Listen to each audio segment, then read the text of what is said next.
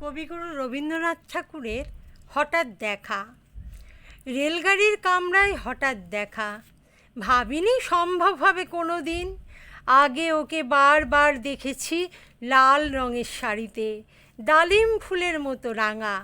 আজ পরেছে কালো রেশমের কাপড়, আঁচল তুলেছে মাথায়, দোলন চাপার মতো চিকন গৌর মুখখানি ঘিরে মনে হলো কালো রঙে একটা গভীর দূরত্ব ঘনিয়ে নিয়েছে নিজের চারদিকে, যে দূরত্ব সর্ষে ক্ষেতের শেষ সীমানায় শালবনের নীলাঞ্জনে। থমকে গেল আমার সমস্ত মনটা। চেনা লোককে দেখলেম অচেনার গাম্ভীর্যে। হঠাৎ খবরের কাগজ ফেলে দিয়ে আমাকে করলে নমস্কার। সমাজবিধির পথ গেল খুলে, আলাপ করলেম শুরু। কেমন আছো, কেমন চলছে সংসার ইত্যাদি। সে রইল জানালার বাইরের দিকে চেয়ে, যেন কাছের দিনের ছোঁয়াচ পার হওয়া চাহনিতে। দিলে অত্যন্ত ছোট দুটো একটা জবাব, কোনোটা বা দিলেই না, বুঝিয়ে দিলে হাতের অস্থিরতায়। কেন এসব কথা, এর চেয়ে অনেক ভালো চুপ করে থাকা।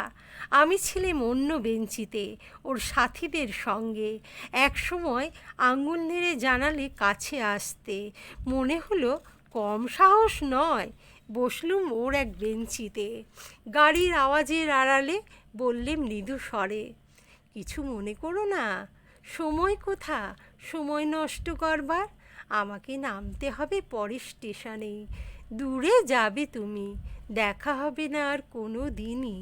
তাই যে প্রশ্নটার জবাব এতকাল থেমে আছে শুনবো তোমার মুখে, সত্য করে বলবে তো? আমি বললাম বলবো। বাইরের আকাশের দিকে তাকিয়ে শুধোলো, আমাদের গেছে যেদিন একেবারেই কি গেছে, কিছুই কি নেই বাকি।